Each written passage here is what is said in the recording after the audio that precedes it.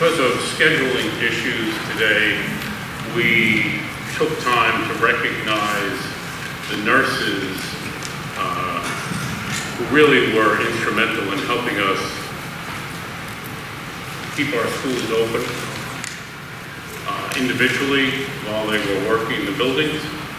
But I just wanted to make sure I thank them publicly for all that they did this year, both for the academic side, sports, setting up. If you have a tour of the buildings, we have separate facilities now that we could have used if there was an emergency for purposes of caring for the students. But they had a lot of hand in setting up, and I greatly appreciate that. And while they're not here to join me, we're just going to give them a round of applause.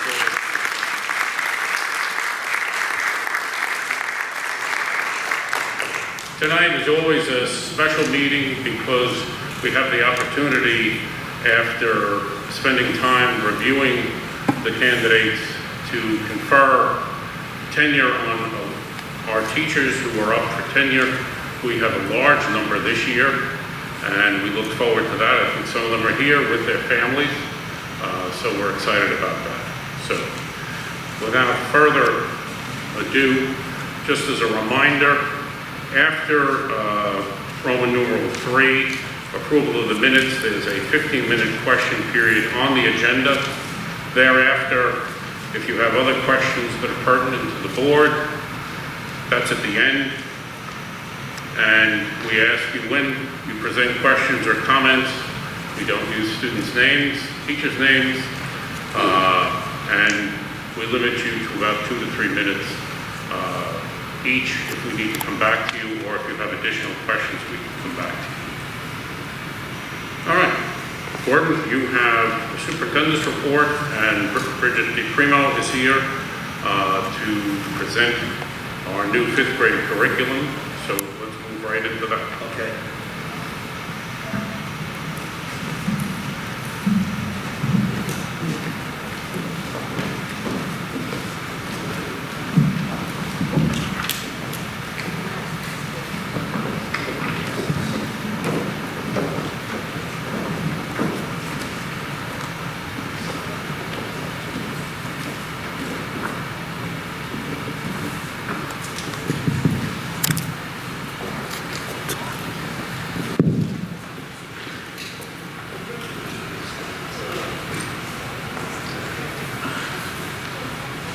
I want to thank the board for having me here tonight to talk about the new social studies program. It is very exciting for me to not only join Mount Sinai, but to get into work with the social studies framework, the new framework. So what I'd like to do is just kind of give you an overview of what the framework looks like, so you can see how this program fits in. So the social studies framework has students developing and understanding concepts and key ideas. It is mostly inquiry-based, which is what we're really moving for. We want the students to inquire about certain topics and learn them, not just rote memorization, but really that deeper learning. And the students will be assessed on their understanding of key ideas and conceptual understanding of social studies, and it's across the spectrum. It's K through 12, the social studies framework. It does allow districts and teachers to continue to do what they do every day and have the decision-making power to actually go ahead and infuse their own lessons and ideas into the curriculum, so that it's not just a one-sided control. So this lovely rainbow, so this overall components of the framework, it's a good way to show how to look at the framework and what you're thinking about when you're actually looking at the curriculum for each grade level. The inquiry arc is the overarching theme, no pun intended, but it emphasizes the importance of student-generated questions and inquiry-based learning, which is what it's all about. The unifying themes, there are 10 unifying themes in social studies, and that's across K through 12. And I won't delve too deeply into them right now, but it's things like individual development and cultural identity, development, movement, time, change, geography, humans and the environment. So all of these unifying themes go under the arc of the inquiry. So you start with the inquiry. When I get into the program a little bit, you'll see how every chapter, I should say unit, starts with some inquiry-based that then follows through the year. Then there's the Common Core literacy standards and the social studies part and what practices. And what this does is it bridges the literacy piece and the social studies piece. What's nice about this is we already do Columbia, so we have this literacy piece in place and it's just complemented by the social studies. Key ideas and conceptual understanding and content specifications across grade levels. So the actual program. So this is, I looked at a lot of different programs, and this is something that our teachers are familiar with. This is on the Savage platform. The teachers are already used to using that online platform, but when I looked at the program, I didn't base it off of that. I said, what would fit our needs and our teachers' needs and our students' needs, and then what would be the best to teach through this framework. It's a research-based, student-centered instructional model, and it has a 4-part structure.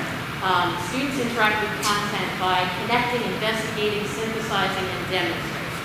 So at the end of each lesson and/or unit, they have demonstrated an understanding, not just regurgitated academic vocabulary and regurgitated dates, but they really have a deep understanding, and it culminates in this wonderful project, and I'll tell you about that.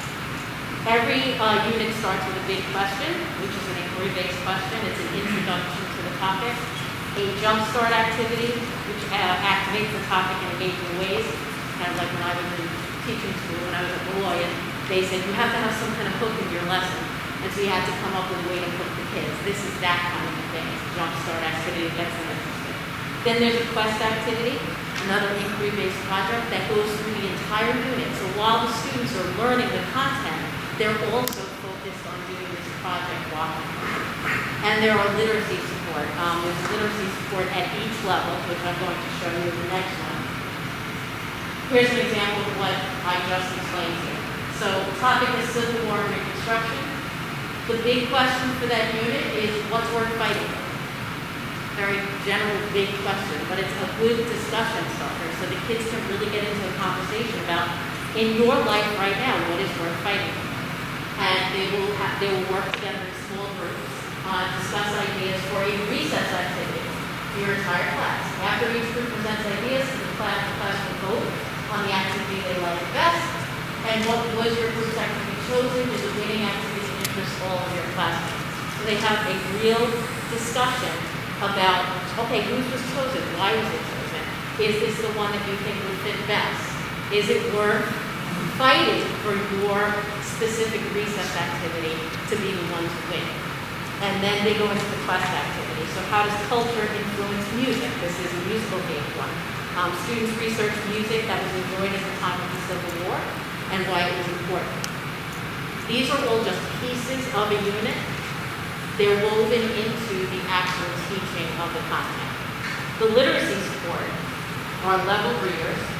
And so what I can see myself as a social studies teacher doing, or my teachers that I've seen, are then creating small groups who have a research-based project. They have these nonfiction level readers. And so freedom would be the below level. Then there's Journey to Freedom and Pathways to Freedom. And you can break them up into what would be really guided reading groups and have them work on a project. This is just a short video from the company that will just kind of give you a brief. Interactive brings you high-quality cross-curricular content, flexibility like never before, and hundreds of digital resources at the click of a button. Your students will love the active learning opportunities through inquiry. What is the world like? The world is round, has continents and water, and has an inner core and an outer core.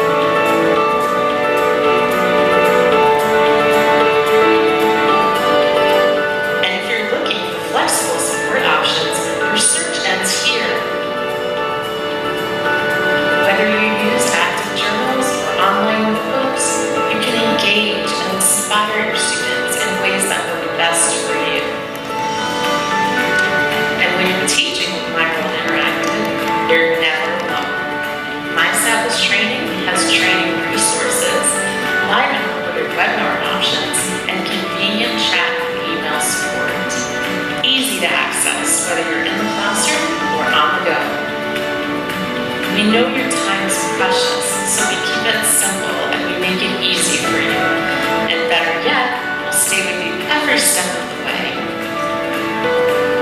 Welcome to the My World Interactive family. So what's great is teachers are already familiar with this platform, and because of the combined learning environment that we had in the virtual learning, they were using a lot of these resources. Being the nerd that I am, I had to go on and take a look at the virtual field trips, and I actually was able to download it on my Oculus and take a virtual field trip, and it is the coolest thing. So I'm hoping that they will use these resources and really delve into it with the kids and see what's available for them, which they've already had one training, just so you know. There's going to be another follow-up training in September. So there's a big focus on cultural awareness within this program, which is another reason that I chose it. Broad-based literacy support around readers, like I told you about. Some of the titles: Cornerstones of Freedom, The Trail of Tears, Women's History, Civil Rights Movement, Asian Pacific American Heroes. Before we even looked at purchasing this program, we had samples sent to us because we really wanted to delve into what was the nonfiction that they were providing with us, so that we could be assured that it was a broad-based focus on cultural awareness for students. Something else we're doing is a diversification of novel studies. So there was a meeting that held with the ELA teachers at the middle school regarding diversifying novel studies. So we have some new novels that are going to be introduced at the middle school level, which we're really excited about. Those are some of them. I Am Malala, which I'm sure a lot of you are familiar with. A girl's flight. It's amazing to talk about. With fighting for her education when the Taliban is there. And she really is just an unbelievable heroine. And it's an amazing story. I think students will be really engaged. Change is another one. Talks about slavery. And Esperanza Rising is about a young girl, Esperanza, who is in the thick of it in terms of being on a plantation and kind of looking at slavery, and we're in Mexico with her mother at one point, and there's this Mexican camp that she goes to, and she's with her mother, and they're struggling through just learning to live in that way. And it really tells the story through her eyes, so you see the struggle through her eyes. Mr. Broslow, if you'd like to talk about the interview policy. Recently, a few weeks ago, all school districts in New York, received this initiative from New York State, where they want us to do everything we can to move forward looking at diversity, equity, and inclusion. The theory behind this is a different way of teaching where they feel there's not one single solitary answer to a historical event. Basically, they want now to teach through multiple perspectives, not just one way, multiple perspectives, and go beyond the data and try to find out what is the root cause of this event. Why did it happen? Not just, this happened in 1789, New York City. What are the root causes of this event? So it's a little different way of looking at things. And here's one perspective, but you have to understand this perspective. And again, each board is expected to develop a mission statement, and that's the actual language from the Board of Regents.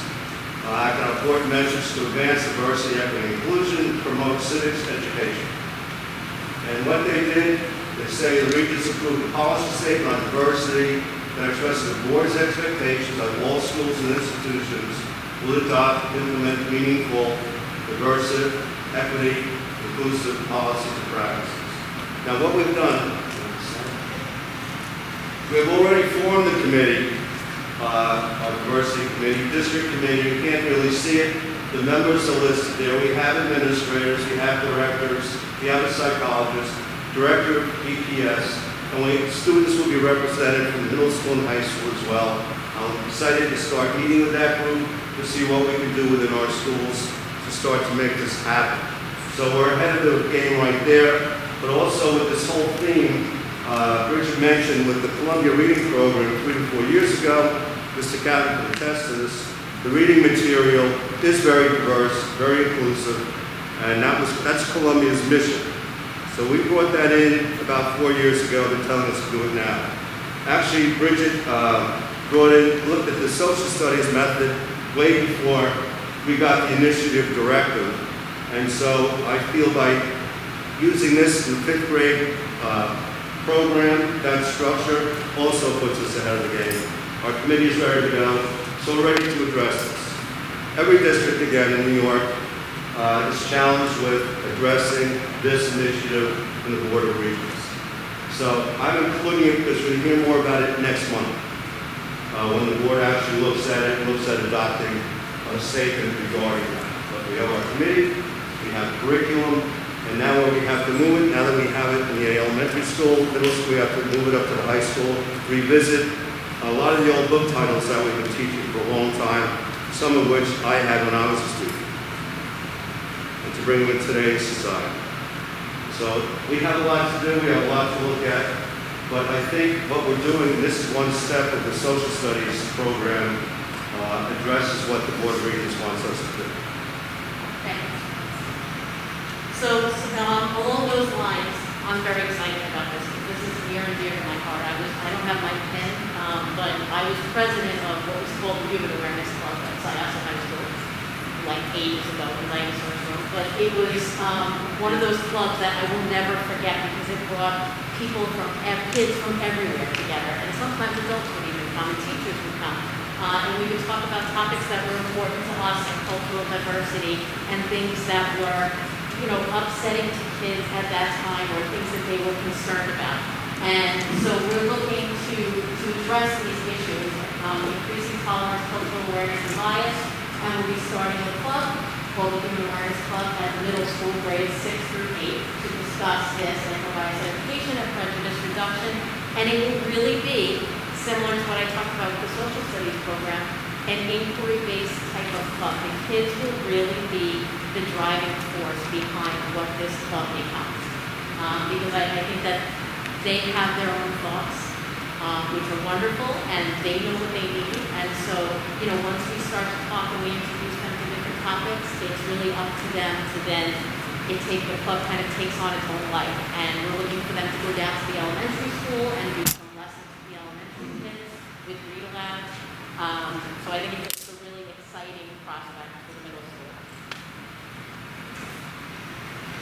At the high school, we have the anti-bias task force.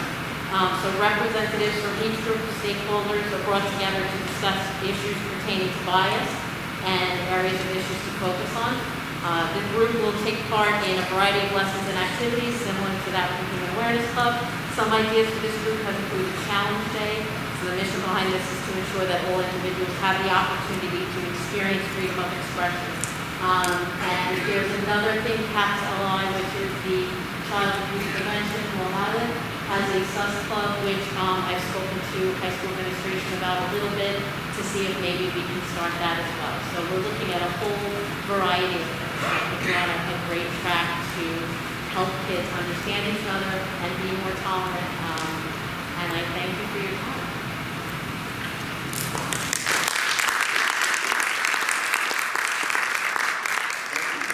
Studies program. Thank you.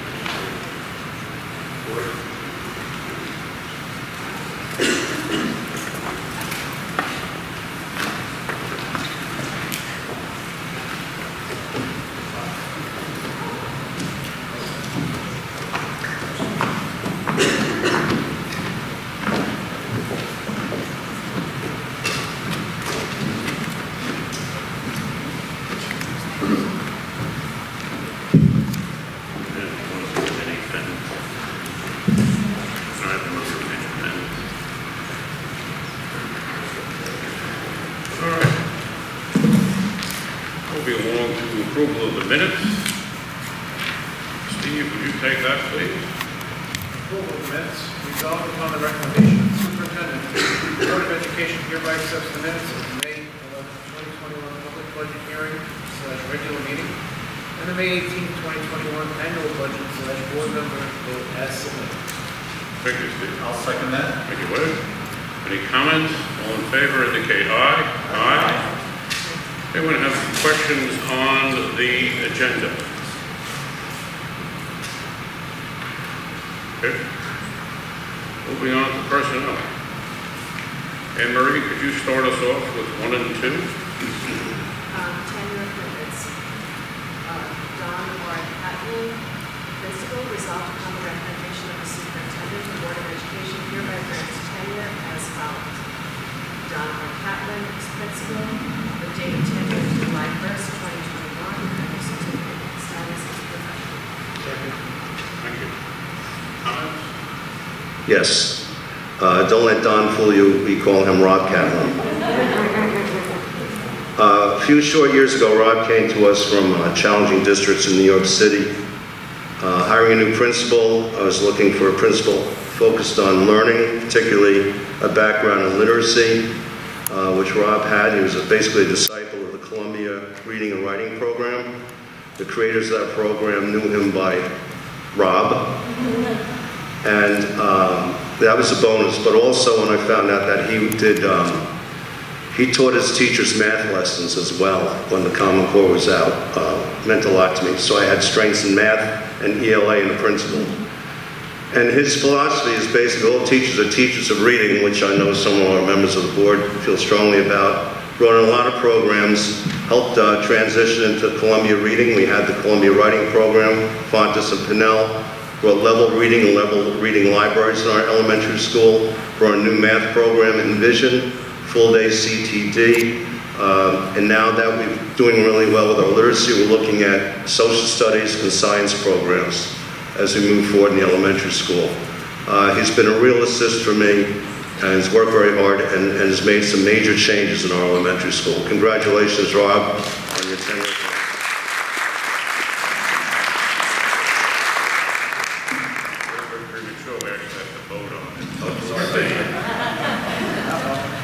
I'm just going to add a comment.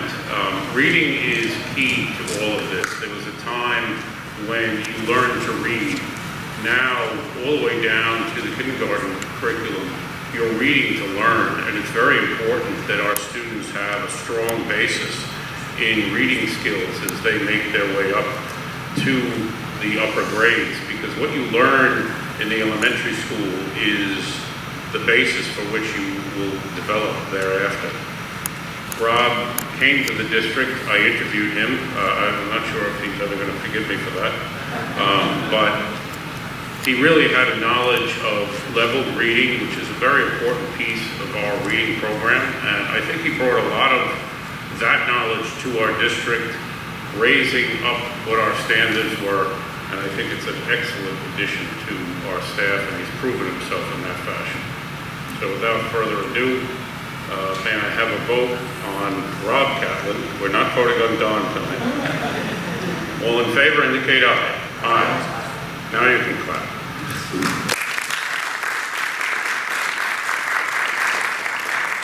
Anne Marie, number 2, Tracy Karen. Tracy Karen, physical education, resolved upon the recommendation of the superintendent, the Board of Education hereby grants tenure as follows. Tracy Karen in the tenure area of physical education, date of tenure 8/31/21, and certification status is permanent. May I have a second? I'll second that. Mr. Witt. Comments? Ms. Hine, would you like to say a few words about it? Yes, so I wrote Tracy Karen's tenure recommendation to the board in conjunction with Scott Raines and the Director of Athletics. I first met Tracy 2 years ago, but she actually came to our district with many years of physical education experience. She taught in Riverhead and Longwood. Every time I got into the phys ed classroom for her, the kids are engaged, they're doing cooperative games, skills, and there's no kid that she doesn't care about that may be having difficulty that she encourages them to participate. She's a wonderful teacher in the classroom, and then she's also a role model because she's a coach for several of our junior varsity girls sports. I think it's soccer, lacrosse, and basketball. And if she could fit in another season, I'm sure she would. So Tracy's in the back, I believe, so congratulations.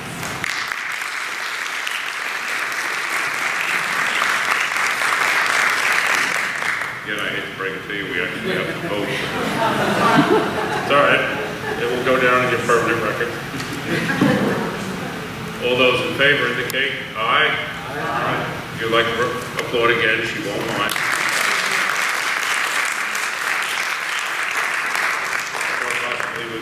stand-up. She's hiding way in the back. All right, heat number 3 and 4, please.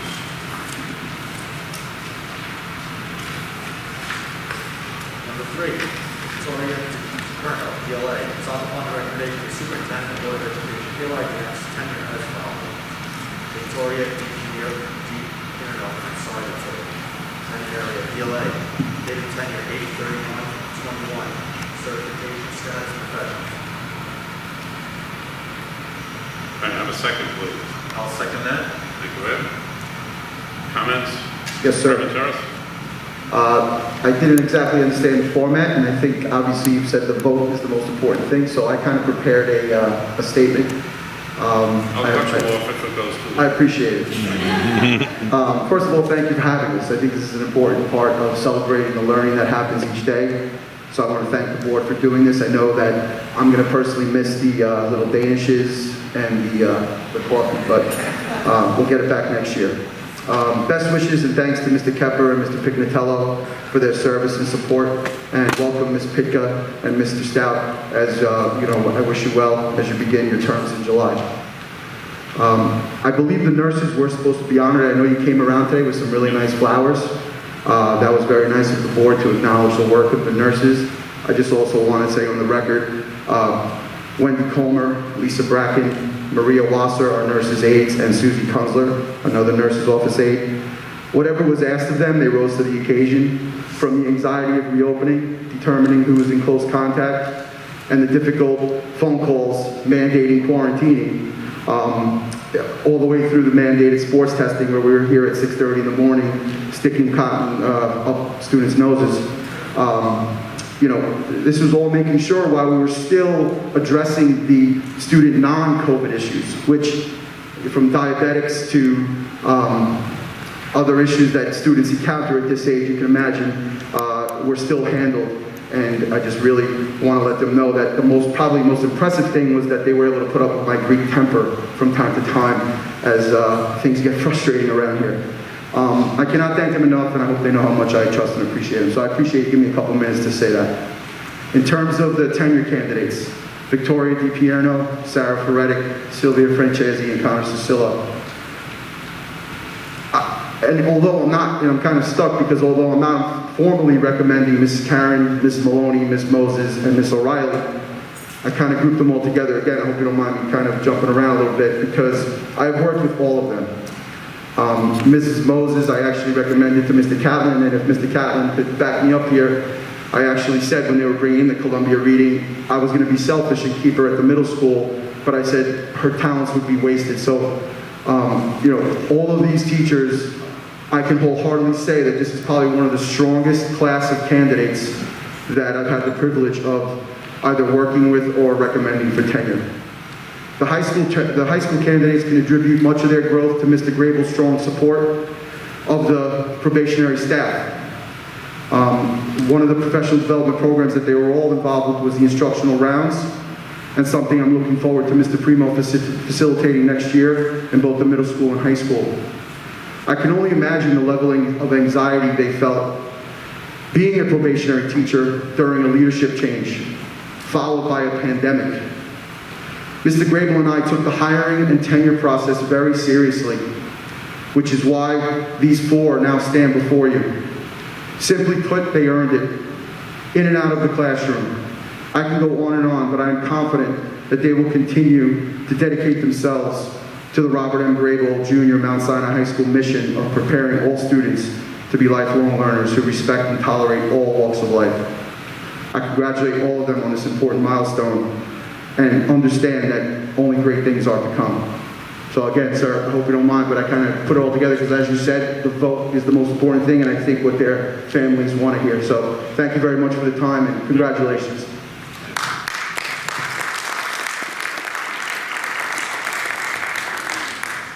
Let's move on for any other comments or a vote for Victoria. All in favor, indicate aye. Aye. Now we can applaud.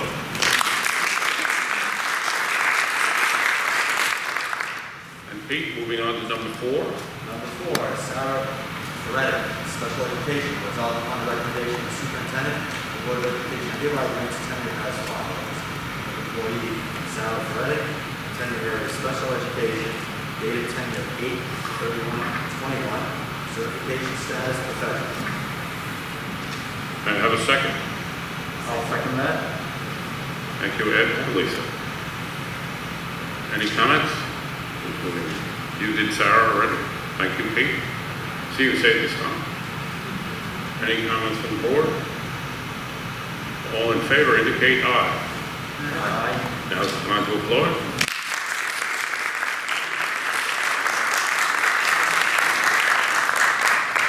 Now, Ed, would you mind moving on to doing number 5 and 9 to follow Mr. Permateris' review? Number 5, Sylvia Franchese. Sylvia Franchese, Social Studies, resolved upon the recommendation of the superintendent, the Board of Education hereby grants tenure as follows. To Sylvia Franchese in the tenure area of Social Studies as of August 31st, 2021. Certification status is professional. May I have a second? Thank you. Marty. Any other comments from the board? All in favor indicate aye. Aye. Congratulations.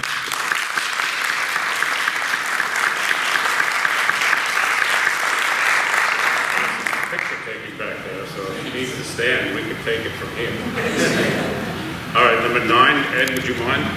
Number 9, Connor Cicillo, or that's Cicillo in Spanish, resolved upon the recommendation of the superintendent, the Board of Education hereby grants tenure as follows. To Connor Cicillo, tenure area of Spanish, date of tenure August 31st, 2021. Certification status is initial. May I have a second? Second. Thank you, Steve. Any additional comments? Anyone want to give a foot bump to Mr. Cicillo? All in favor, indicate aye. Aye. Congratulations, Con.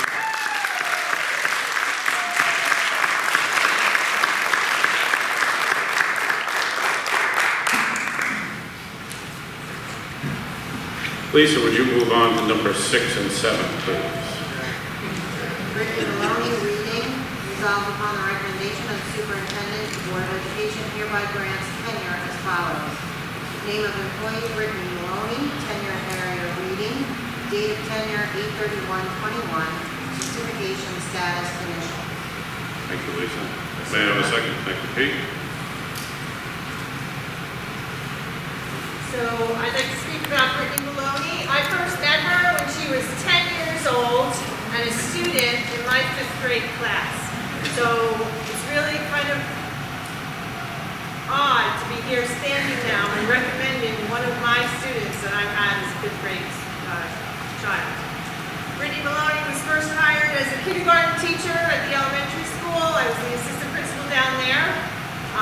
And Mr. Rosell and I went in and observed her. It was the first year doing Columbia writing, and we walked out of that classroom and it's like that was the standard we had to set for all our teachers. It was an amazing first year teacher lesson I will never forget.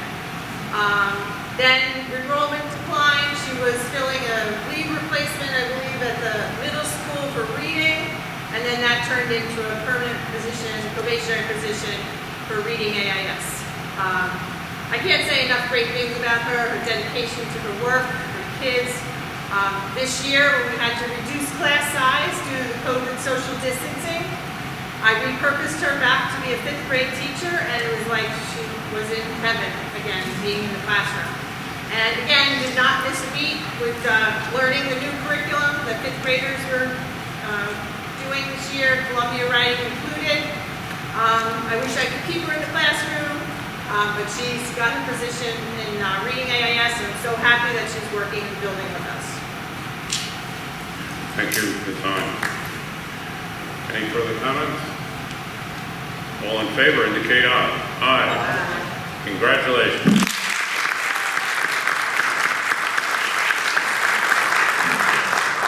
Number 7, Lisa. Lindsay Moses, reading, resolved upon the recommendation of the superintendent, Board of Education hereby grants tenure as follows. Name of employee, 8/31/21, certification status professional. Thank you, Lisa. May I have a second? Thank you, Anne Marie. Rob? Or your brother Don? Thank you. First of all, for myself, thank you so much for the kind words before. As a principal, I heard a principal say once, you feel guilty accepting praise because anything you accept praise for is really something you just ask someone else to do for you. Which brings me to Lindsay. My first 3 years here, Lindsay was our reading specialist. We brought in a new reading program. As Pete said, she was perfect for it. She was a shoulder for the teachers to cry on. She had familiarity with the program, probably literally some tears on Lindsay's shoulder on the first couple of years. And they say you don't appreciate what you have until it's gone. This year, as Elizabeth said, with COVID, we had to ask some teachers to make some adjustments. Lindsay went from being one of our best reading teachers to one of our best first grade teachers. And in her absence this year, I have really realized how much she did for the reading department. There are so many things that I would say, why did we do that? Lindsay, goodness, Lindsay. And, Elizabeth knows Elizabeth was down there. I said it when I wrote her tenure recommendation. I don't think I'm being exaggerating by saying I don't think I'm here without Lindsay Moses. So thank you so much, Lindsay, for everything you've done over the past 4 years. It's certainly earned tenure. Before we move on, I'll take Pete's cue. I'll do two at once. Morgan O'Reilly is back there somewhere. I noticed when I was looking over the agenda, it says the official tenure title for Morgan is Library Media Specialist. And it really hits home how librarians in 2021 are not just the person behind the desk who goes to the Dewey Decimal System and takes out the card. When you go into the library, when Morgan's there, they're doing STEAM projects, the kids are doing research, the kids are drawing, writing, reading. She's doing science stuff. Like, it feels like a 21st century library when you go into Morgan's room. And even this week at Field Day, we have Field Day. There's Morgan out there with all the kids at Field Day. She really is just an essential part of the community.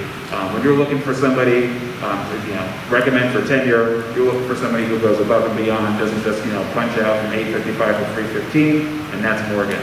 Morgan's been amazing, and I couldn't recommend her higher for tenure. Congratulations to Lindsay, and congratulations to Morgan.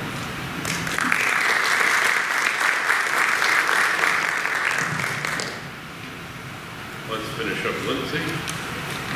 Any other comments from the board? All in favor indicate aye. Aye. Congratulations.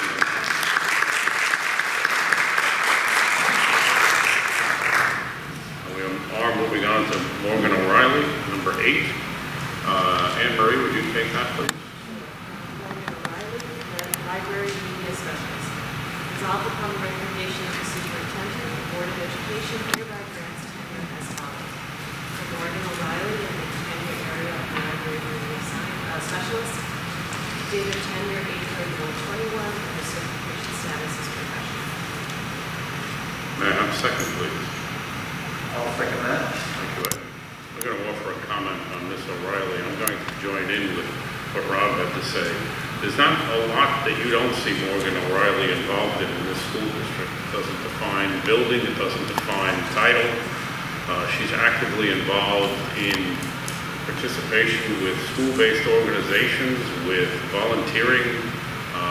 She does it all, and I think her joining our staff and her contribution to this district has been extraordinary, and frankly has been something that is really moved us forward, maybe into the 21st century, maybe beyond, because she really excites kids to learn, to read, to be involved in media, to do things outside of their comfort zone, and I greatly appreciate that on behalf of the board.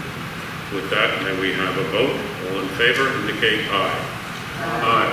Congratulations.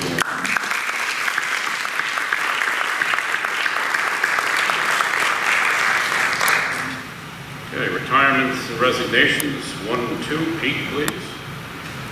Retirement resignations. Retirement, Kurt Wagner, resolved upon the recommendation of the Superintendent, the Board of Education hereby accepts the resignation for retirement purposes of Kurt Wagner, physical education teacher, effective at the conclusion of the 2020-21 school year. May I have a second, please? Thank you, Anne Marie. Any comments? someone who we will surely miss. We wish them well. All in favor indicate aye. Aye. Number 2, Pete. Number 2, resignation, Tori Arnold. Resolved upon the recommendation of the superintendent, the Board of Education hereby accepts the resignation of Tori Arnold, office assistant, effective June 30th, 2021. Can I have a second? Thank you, Lisa. Just a comment, wishing Tori well and all of our clerical staff. They're the unsung heroes of these buildings.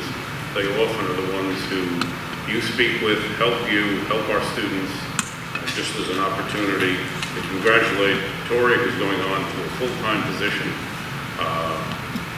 thanking all of our clerical staff and Tori for her service.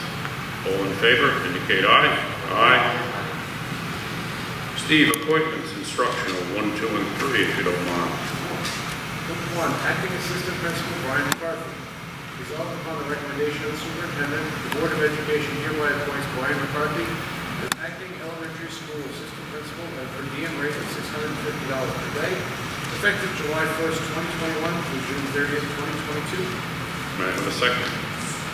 Second. Thank you, Pete. Comments?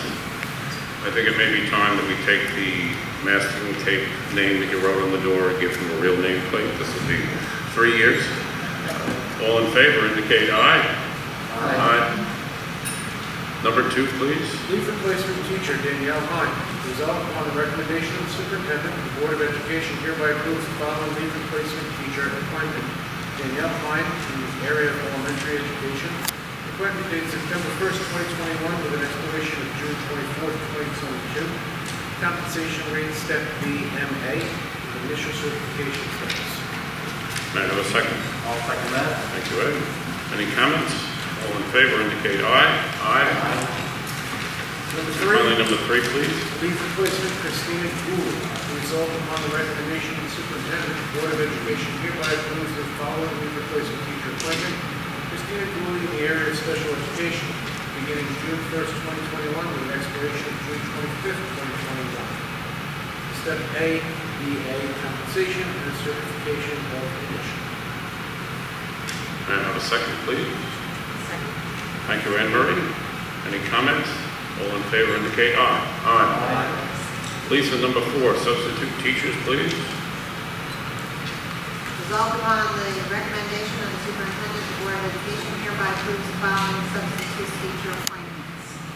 Chris DiPaolo, date 5/28/21, area substitute teacher, compensation is $175 per day.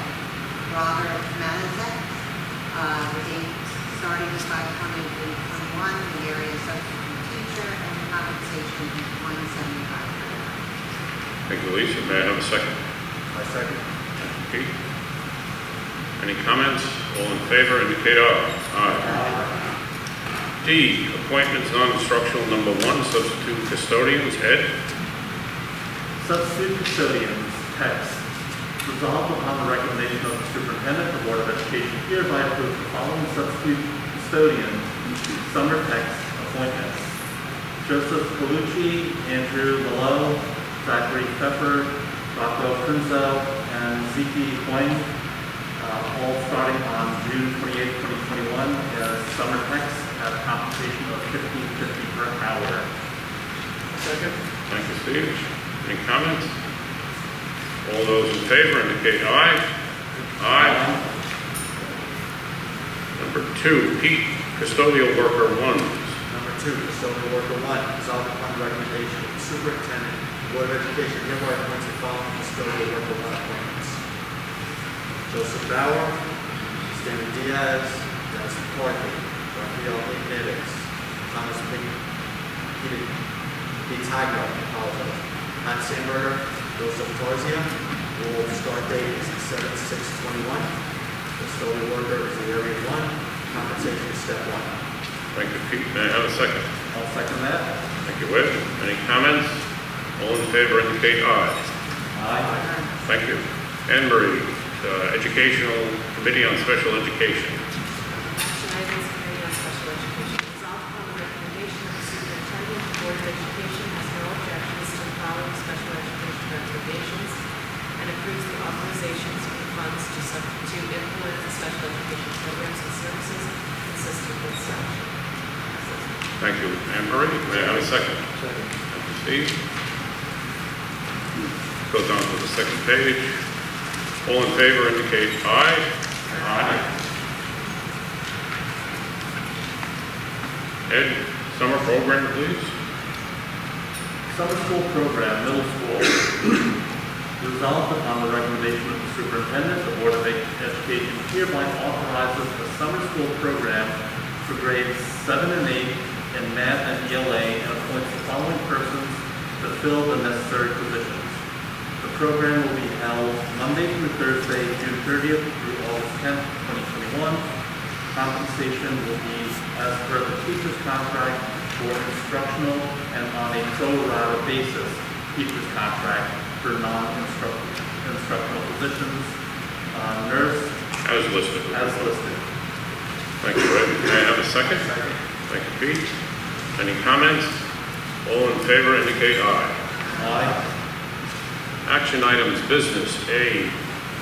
Steve? Memorandum of Agreement, Superintendent of Schools. Resolved, Board President Robert Sweeney is authorized to execute the amendment agreement dated May 9th, 2021, by and between the Board of Education and the Board of Roswell Superintendent of Schools. May I have a second? I'll second that. Thank you, Ed.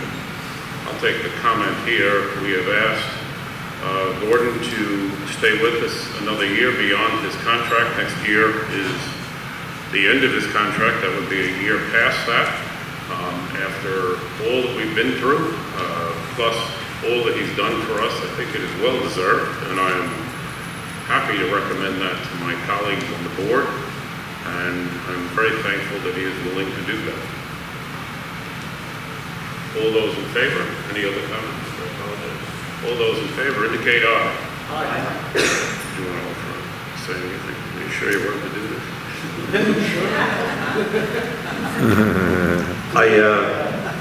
I've said it many times over the last few years that, I likened it myself to Lou Gehrig on my naming by the board in 2014, that I feel like the luckiest man on the face of the earth to be in Mount Sinai, and I still feel that way 7 years later. Excuse me. We have been through a lot. This was 17 superintendents in Suffolk County put in their papers to retire this year, and I can understand why. But Mount Sinai is an extremely special place. It is my hope that next year we are more of the normal Mount Sinai that we all know and love, and that we can move past a lot of this, these COVID guidelines and regulations, and get on to the happier life that we all know.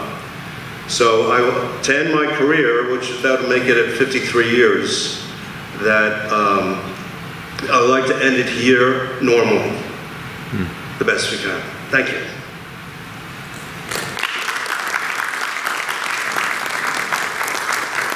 I add a few comments. I have had the pleasure all this time. I interviewed you. I worked out your contract, and I have worked with you very closely for all these years, and every day I am honored to work with you. I consider you my friend. You put up with me, thankfully, and thank you so much for all that you've done for this community. Bid award, Universal Pre-K, Ed. Bid award, Universal Pre-Kindergarten Program. Resolved upon the recommendation of the superintendent, the Board of Education hereby awards the bid for professional services for a universal pre-kindergarten program for scope educational services, the lowest responsible bidder in the amount of $183,600 for the 2021-22 school year. May I have a second? I second. Thank you, Pete. Any comments? Maureen or Gordon, if you could give us a little thumbnail sketch of what will be available in the new year. Sure. Over the next few weeks, first of all, it's posted online, applications. We have openings for 34 4-year-olds. It will be drawn from a lottery. We have 2 classrooms in the elementary school. And I believe we're looking at 9:30 to 2:30 at present, with lunch available. Scope is providing the services, are very experienced in it. They hire the licensed teachers. They'll be communicating with parents, basically what they need from our school district, the classroom space. They will use our nurses. But other than that, they do just about everything else, and they've done it well. We've looked all around, and they took what our grant is from the state. The state was very generous with districts who've had pre-K in the past. We've never had it. They offered the money. We thought we would give it a whirl. So it's not a ton of money, but it will accommodate 34 students full day. And I think it's the beginning. Perhaps we'll get more money next year, as other districts have this year, and expand our program. It wasn't long ago, some of you remember that we had a half-day kindergarten program forever. And we expanded that my second year here 6 years ago, and now kind of makes sense that we go pre-K all the way up to 12th grade. So it's great to see the expansion of the district. I think it's going to be a good program, something we can be proud of. And I'm excited about having 4-year-olds. And as Rob Catlin pointed out too, his teachers are excited about it. Because if they can affect and look at the curriculum, they might better prepare those students as they move up to kindergarten. So that's what we're hoping. It's exciting. It's more things happening in Mount Sinai. Thank you. All those in favor indicate aye. Aye. Anne Marie Bid Award, Interior Upgrades. Also on the recommendation of the Superintendent, the Board of Education hereby awards the bid for the interior upgrades at the elementary and middle schools to ACL Construction Corporation, the lowest responsible bidder, contract G, in the amount of $59,000. Second. Thank you, Steve. I'll offer a comment here. This is from our pending project. We're upgrading our bathrooms so that they conform to ADA standards and will be more accessible to any student who has a disability. All those in favor indicate aye. Aye. Pete, Capital Reserve Fund. D, Capital Reserve Fund, resolved, the Board of Education hereby authorizes the appropriation of funds to the established 2018 Capital Reserve account in an amount not to exceed $5 million to be derived from the district's unassigned fund balance. May I have a second, please? I'll second that. Right. Comment on that, Linda Jensen is being very ambitious, $5 million. What we've done is created a fund, an opening of a fund that allows us, particularly if federal monies do come to this district, as you may have read about in Newsday, there's no indication what that's going to be for. But if there's opportunities for us to bring monies into the district, our process over the years has been to actively fund the Capital Reserve Fund so that we can accommodate projects as we go. That is running low at this point because COVID, we spent a great deal of money in preparing our schools to accommodate COVID. If we are able to get that back, more of that than we spent, then hopefully we'll be able to look at how we can look at projects like this in B, what we would be doing. So all those in favor indicate aye. Aye. Lisa, destruction of 2020 cash balance. Destruction of 2020 cash balance. Resolved upon the recommendation of the Superintendent and Board of Education hereby approves the following motion. Whereas on June 9th, 2020, Mount Sinai School District conducted its annual budget vote and election, and whereas the district is currently in possession of all cash balance resulting from such annual budget vote and election, and whereas the record retention and disposition schedule BD1 provides for the destruction of such balance after 1 year from the date of the annual budget vote and election, and whereas no proceedings have been commenced with regard to such annual budget vote and election, and now therefore be it resolved that the Board of Education of Mount Sinai School District hereby orders the destruction of all cash balance and unused balance resulting from the June 9th, 2020 annual budget vote and election. Thank you, Lisa. May I have a second? Thank you, Anne Marie. All those in favor indicate aye. Aye. Steve Eblar, F and G, please. F, Edward Terminal Payments. Resolved upon the recommendation of the Superintendent, the Board of Education hereby approves a maximum of $500,000 appropriation to be expended from the Everlar Fund to satisfy terminal payments due to retiring district employees. May I have a second, please? I'll second that. Thank you, Ed. Any comments? All in favor indicate aye. Aye. G, Everlar compensated absences. Resolved upon the recommendation of the Superintendent, the Board of Education hereby approves the following motion. Whereas the district has determined that they have contractual obligations to pay for the value of compensated absences to certain employees separated from the district in accordance with the current agreements and memoranda, and the district has also determined that it will be fiscally responsible to fund for those obligations in accordance with the employee benefit accrued liability reserve, as authorized under General Municipal Law, Section 6P. The Board of Education hereby authorizes the district to fund the MLR in an amount not to exceed $500,000. May I have a second, please? I second. Thank you, Pete. All in favor indicate aye. Aye. Ed, H and L, NYSER Reserve, please. NYSER's Reserve Fund, resolved upon the recommendation of the Superintendent, the Board of Education hereby authorizes the amount to be funded in the Retirement Reserve Fund for the 2021-22 school year shall not exceed $500,000. May I have a second, please? Thank you, Lisa. Any comments? All in favor indicate aye.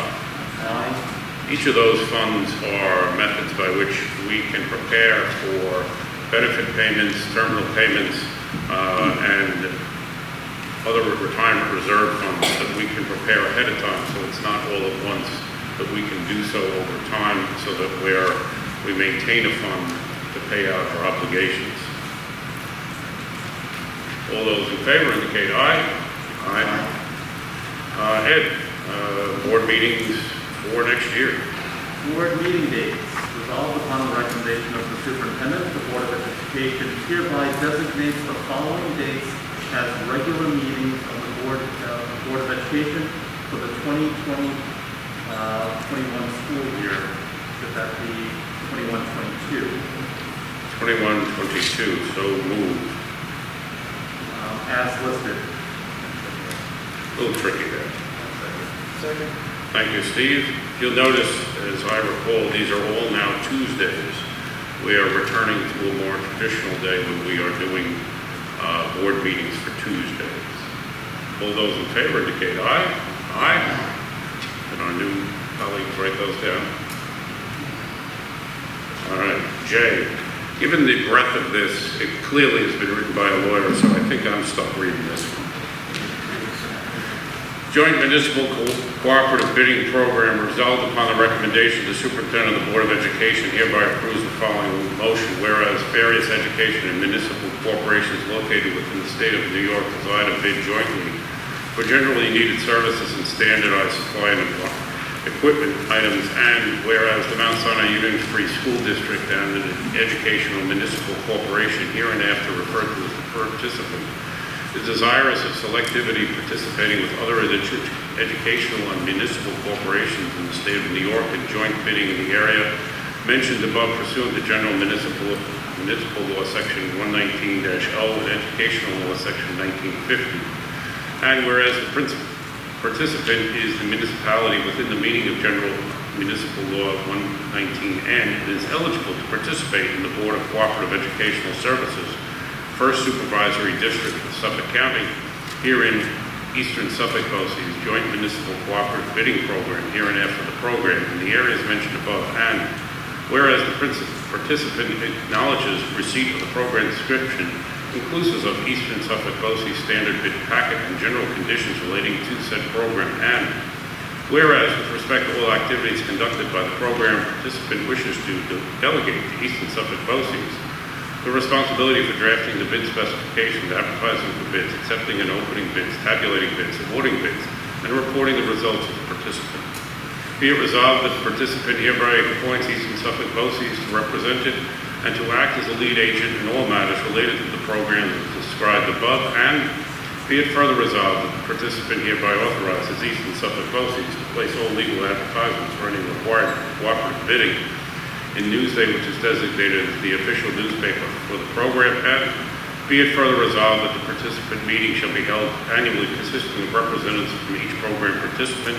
Notice of the meeting shall be given to each representative at least 5 days prior to such meeting, and be it further resolved that the advisory committee will be formed consisting of 5 to 10 representatives of program participants for a term of 3 years as authorized by the General Municipal Law 119-0.2.j. Be it further resolved that the agreement with the participant shall be for the term of 1 year as authorized by General Municipal Law 119-02J. Be it further resolved that the participant here agrees to pay Eastern Suffolk BOCES. The annual fee is determined annually by the Eastern Suffolk BOCES to act as lead agent for the program. Yes. May I have a second? Second. Any comments? All those in favor indicate aye. Aye. Okay, Pete.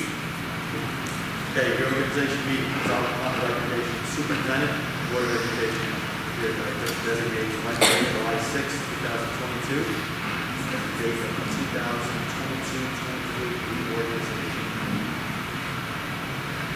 Thank you. All those in, may I have a second? Wednesday, 7th. In 22-23.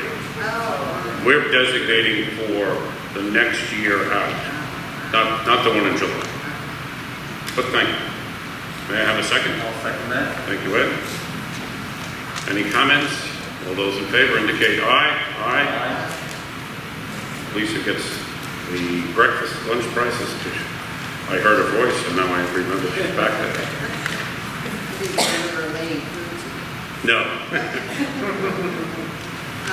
breakfast lunch prices resolved on recommendation of the superintendent, Board of Education hereby approves the following breakfast lunch prices for the 2021-22 school year as follows. May I have a second, please? Second. Steve?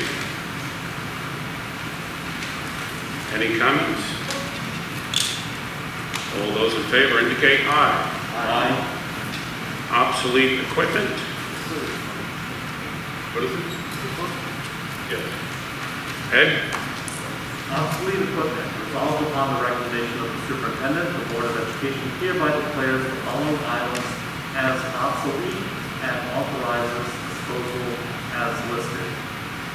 May I have a second, please? Second. Thank you, Lisa. Any comments? All those in favor indicate aye. Aye. We need 2 pages this month. There must be cleaning out of sections. N, Federal Uniform Grant Guidance Policy. Ed? Federal Uniform Grant Guidance Policy. Resolved upon the recommendation of the superintendent, the Board of Education hereby approves the Federal Uniform Grant Guidance Policy that was proposed at the May 11, 2021 meeting.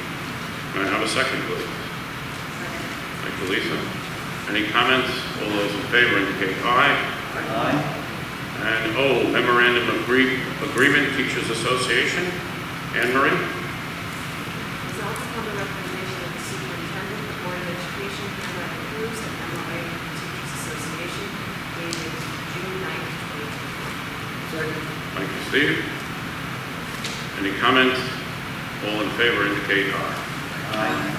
Before we take questions and comments, I'm going to take a moment to thank my colleague Steve, thank my colleague Rob for their service over the last 3 years.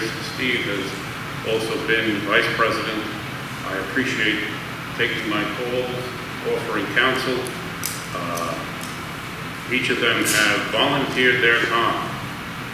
They work tirelessly. They do all kinds of things at different hours, weekends, all focused on what can we do better as a school district. And I'd like to thank them for their service, for the time they put in. Thank you, sir. And good luck to you. And I look forward to our new colleagues, Paul and Karen. We look forward to seeing you in July. It's a volunteer position. You put in a lot of time, and it's all about what this district is. So thank you all. Questions? If you have questions, please come up to the mic? We'd actually be able to hear you.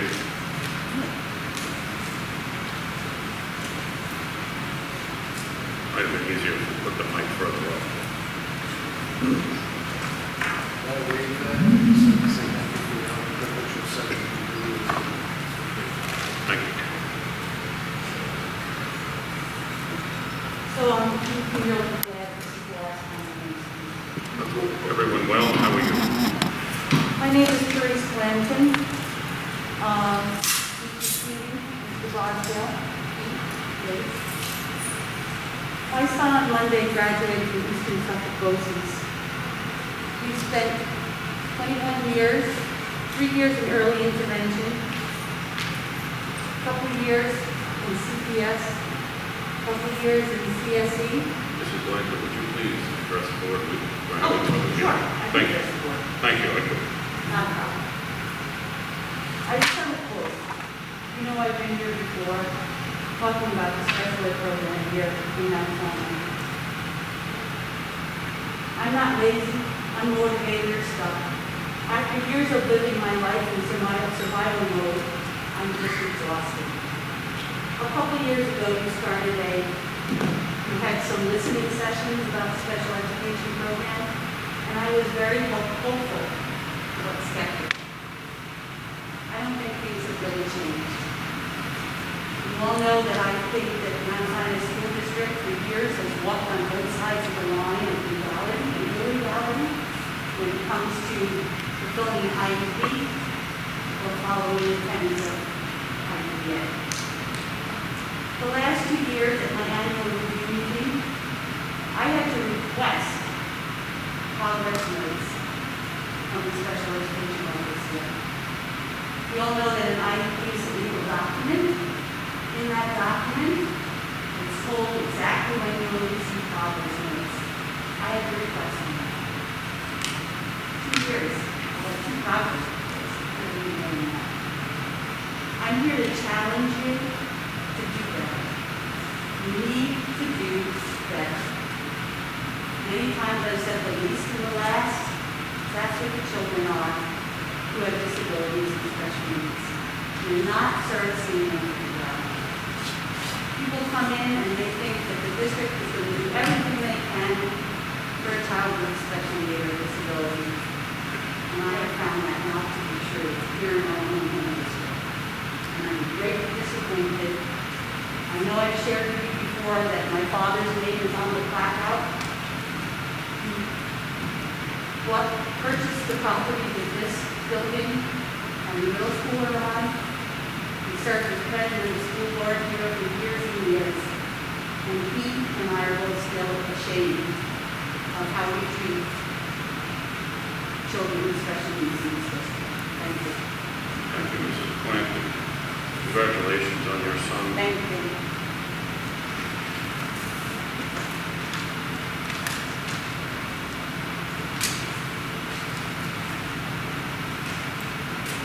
Good evening, Gordon and the board. Not sure if you can hear me. Is that okay? A little closer, a little closer.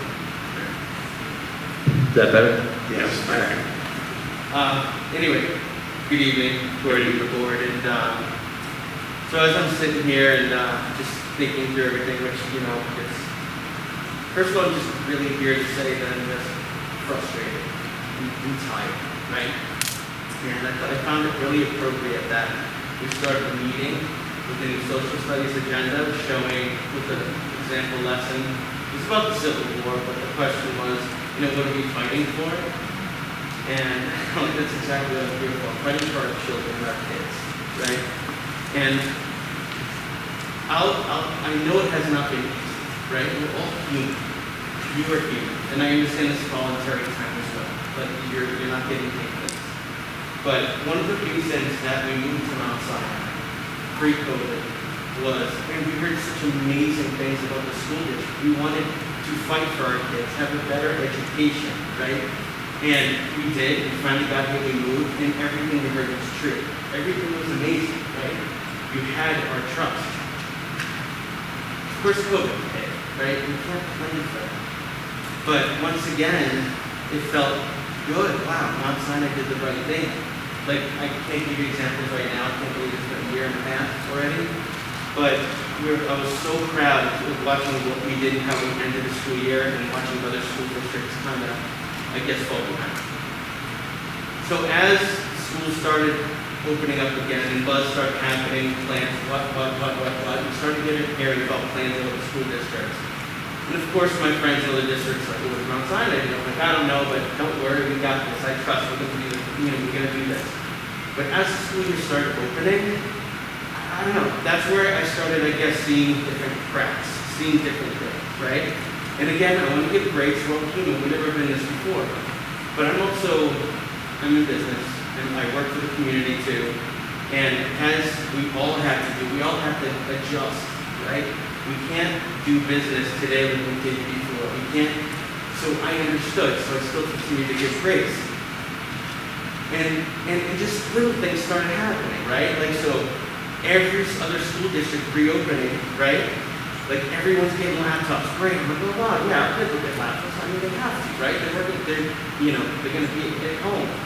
And then something happened there, and it fell through. And now we're starting to be behind, right? Now our school district's starting to be behind. And it was basically one thing after another. And I know we put in a lot of money to put in, you know, get our schools safe and 6 feet apart and all that stuff. But, you know, and seemingly there was a plan, although we never heard the plan. But what worked in one school didn't work in another. And we were fortunate to see that because we have one child in elementary, one child in middle, and one child in high school. And every time we wanted to raise concerns about one, we heard, oh yeah, everyone's doing this. No, they're not, right? And this school's not, and that school's not, or that teacher's not. And I respect our teachers so much, but unfortunately, like I had to adjust for my job, I found it was very inconsistent from class to class in the beginning, which caused a lot of frustration in our children. They would all come home like mentally, like it was just, I've never seen it before, you know? And I get it. One teacher would be so scared of COVID, which we all are, and I don't mean that, but would come up with their own rules, right? What started happening is every class had its own rules. It wasn't every school, it wasn't every district, it's every teacher. And it just, things started unraveling and started becoming a real problem. And I'm tired, and because I find now that we are not being proactive. I thought we were the district that made decisions with plan A, B, C. If this happens, we'll activate that. If that happens, activate this. It doesn't. And that woman said it best. We told the line. And I mean, look what's happening in our government today when we told the line. When you're trying to, you know what I mean? It doesn't work. And we're tired. Our kids are being treated like political pawns. And, you know, if you know what the right thing to do, I'm asking you, please, I want your trust back. Do the right thing for our kids, not just because you're told to do it. You know, I need to be convinced that you have my child back, right? When we go to work and we provide for our family, I trust you to do the best you can for my kids. I know you can't be perfect every day. I get it. I know you're human. We all are. But things are getting a little out of hand. Can I ask you to bring your comments to wrap them up? I'm sorry? Would you mind wrapping up your comments? I apologize. That's quite all right. Really, I guess what I'm just trying to say is here. I'm a community member through and through. We just want a plan. We want to know, I know the government says one thing, the Department of Health says another, just something so parents are at peace. That's all I'm asking for. And, you know, spend money in air conditioning instead of new turf or track that doesn't even work, that needs to be rebuilt again. Like, just some forethought and planning so I know when my kids go back in September or next June there's another heat wave, and if we have to wear masks, we're at least prepared. That's all I'm saying. So I do appreciate your time, Gordon. Thank you so much. You responded every single time we email or call you. So I really do appreciate it. I just really wish this wasn't my only way to communicate with everybody else. I really, thank you. Thank you for your time, sir.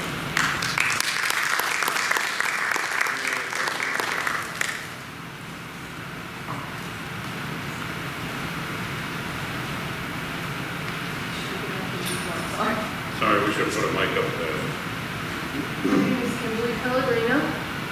My grandson is in the elementary school. I know I'm a grandma, but I am raising him. Just want to thank you, Mr. Brosdale, for being so patient with me. I know I come off like crazy grandma, but, you know, I'm scared.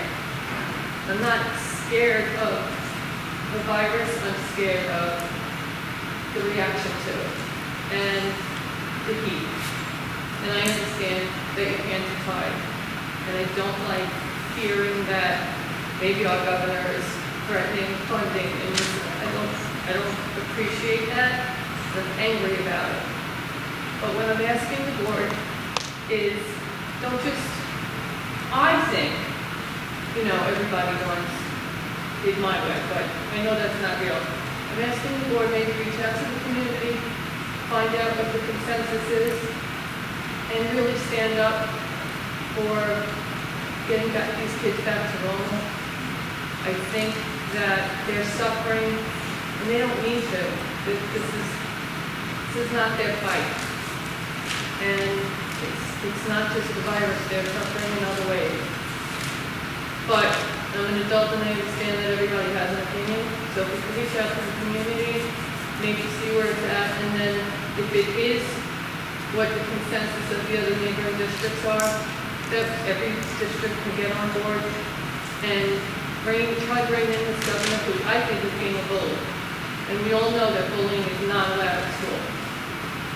So you guys have our back, and we're asking for you guys to have our children's back.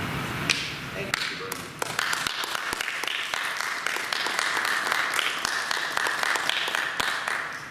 Anyone else?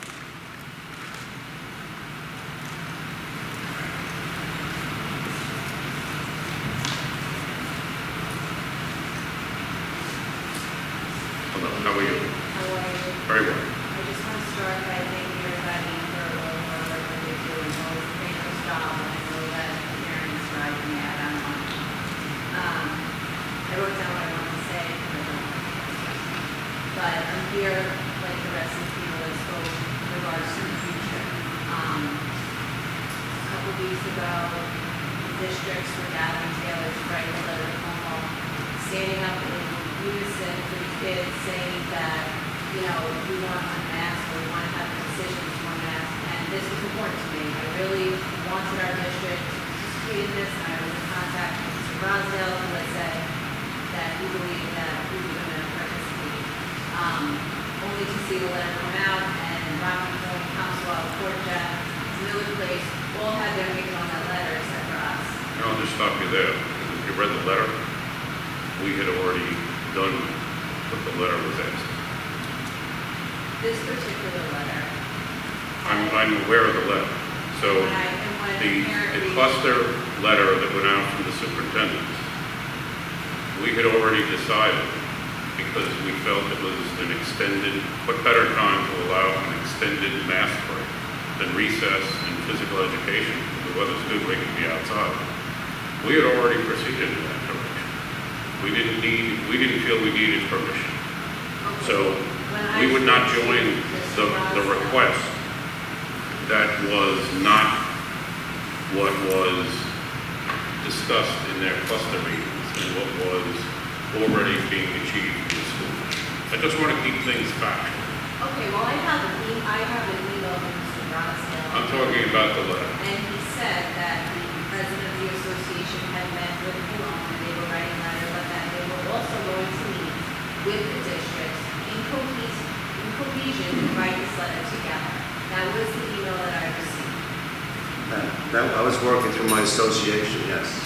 There was two parts of that. So we were going to write that letter with the other districts, and then we did. Because they chose to write a limited, the other districts. They were asking for two things. They wanted to have, what I thought was most important, the opportunity to have outdoor events and outdoor maskless events. We had already planned them. So what that letter said, factually, we had already achieved. I don't know if it was a publicity thing or something else. We had already decided, based on our school size, that we could hold a high school graduation within the criteria. That's one class, not four, not a drive-through. That was one part of the letter. And we had already decided that mask breaks are appropriate. Therefore, why not outside? We provided outside cafeterias that they could sit outside. Why can't they have their masks outside where it was socially distant and appropriate? We saw at field day, they had to wear their masks when they played tug of war because they would end up laying on each other. Couldn't keep them socially distant. But pretty much everything else, if you come by on the grounds, outside, the students have extended mask breaks. So when you look at that letter, I don't know what the genesis of it was, but what they chose, we were already involved in that, and frankly, had made that achievement. We weren't asking permission for it. So I just want to be factual of what has been achieved and what we've tried to do. Because when another parent asked why we pulled out the writing on the letter, it was told to us that we had a couple of positive cases and that we felt that keeping with the way we were, that we chose not to be part of that. I just told you what we did. I don't want to argue with you. I just told you what occurred and what we have already achieved. Okay, so now let's fast forward now that we're coming to next year, now with the possibility of mandatory vaccinations. This is really my big thing. We seem to be the district that follows. We're always following what everybody else does. We need to see what everybody else does before we do anything. That doesn't work. Now you're dealing with something that will literally, I either have to inject my child with a vaccination I don't believe in, or homeschool my kids if this goes through.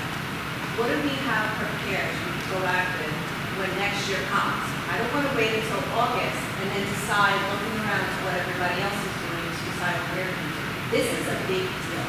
These are my children, not just their education, this is their health. And I want to make sure that the community is being represented and what they feel, because I feel like a lot of the times things fall short. Well, the simplest answer is it needs to go to the politicians who make these decisions based on politics and not I science. don't have trust in politicians. I can't help you because they're the ones No, actually, forcing we these rules. actually Let me explain. We could do On more. last We week, actually could do more. Last week, we were working towards making new decisions, new ways of doing things. And because of the disconnect between our own government, they chose to just work against one another, and now our hands are tied. So we're stuck with a rule that we can't even adjust. What we're doing forward is we are most hopeful that through all of the different mitigation processes, that we are able to open a normal school without all of this other stuff. Suffolk County is the lowest in the downstates of vaccinations, 58.6. Nassau County, Westchester is above us, Putnam, all those counties are above us. Frankly, you may have a different opinion on vaccination. Vaccinations and mitigation is allowing us to return to a normal way of life.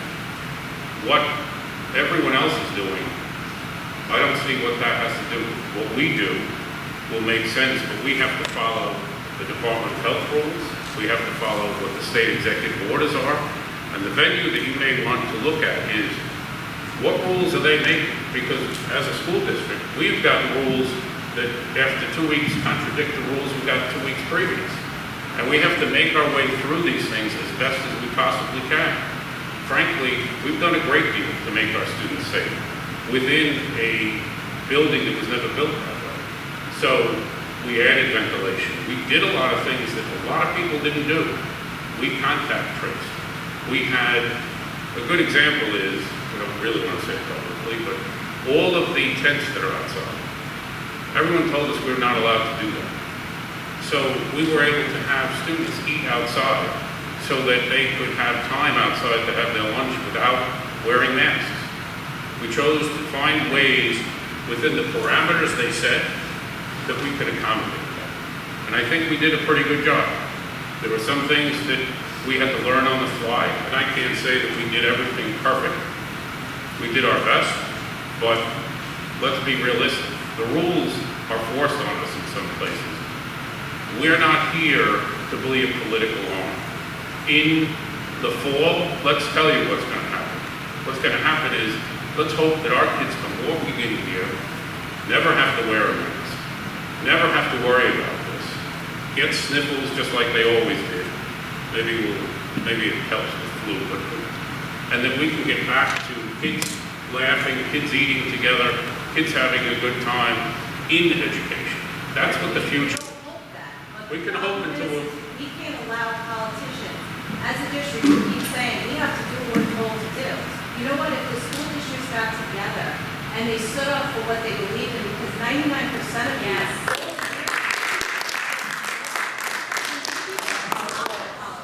And if we're going to just wait till September for this to happen, then we're wasting our time. We need forums for parents. We are lucky to live in a community full of bright, professional parents that are lawyers, that are doctors, that are smart people, that have a lot of ideas.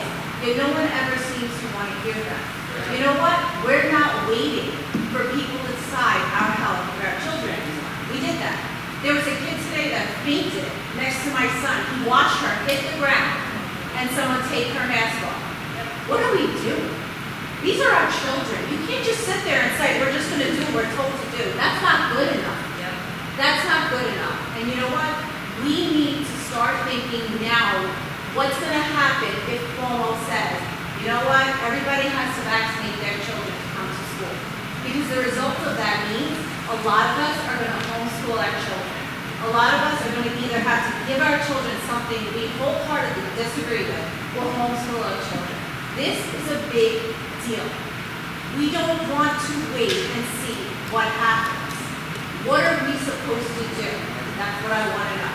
You want us to just wait?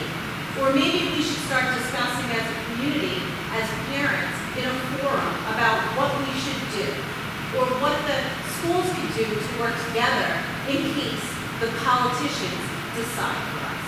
Well, we actually look at what the science and medical The profession. science actually, at this point, supports nothing that's going Well, on. I disagree with you, ma'am. You can have your view of that, I disagree. Okay. Thank you. Any other questions tonight?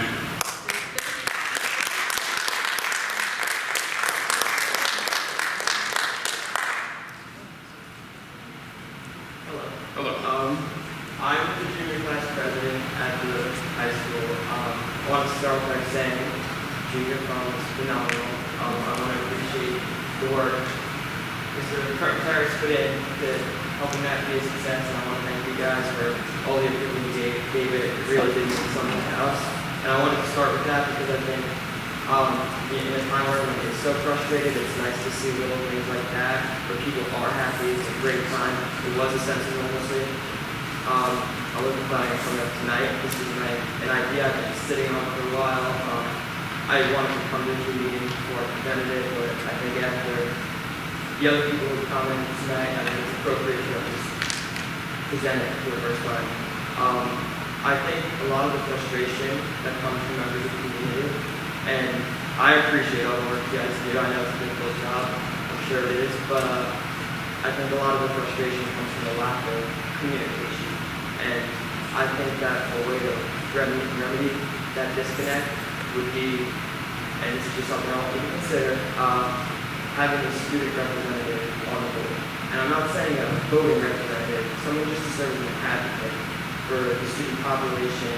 And I really think that would be more of a bridge between you guys, the administration, the students, and the parents. There are other districts around us that have a student representative. You know, a place in Fort Jack, there's 2 of them. I know that. I've spoken to those student representatives. They think it's a very meaningful thing. They think it's helpful. And I really don't see a negative to having that. And I've brought it up to a few here, a lot of teachers. I mean, people think it's a good idea. And I think it's a good idea, and I would like to consider it. Because I really do think it can solve a lot of problems and help people feel as though their voices are being heard through a student rather than an adult who may have. I know you guys have a lot of work to do. You guys have people, government officials telling you what needs to be done. I think hearing the voice of the student saying what we might want and just advocating for our needs and our interests would be a very helpful thing for this board and this district. I think it's a great idea. What are you? When I was a kid, I served as a student representative on the school board, and that's a long time ago. I think it's a great idea. You know why? We get some insight from someone like you, a student. It could be a circulating process we could work through with the principals, bringing kids in, because sometimes the adults don't know what's going on in the building from your perspective, and your perspective is important, and it's helpful to us to understand it. So if you wouldn't mind leaving your name with Mr. Premateris, I'd like to follow up with you. And I think it's a great idea. We spent some time when it was normal times. Myself, some of the other members would have lunch with each of the buildings, including the elementary school, and spend time sitting with some of the students in different periods.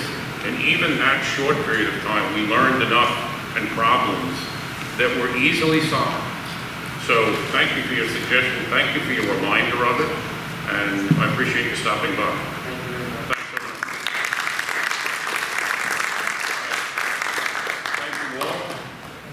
Without anything further, I'll take a motion to adjourn. So moved. Thank you, Ed. All in favor? All right. Thank you. Have a good evening.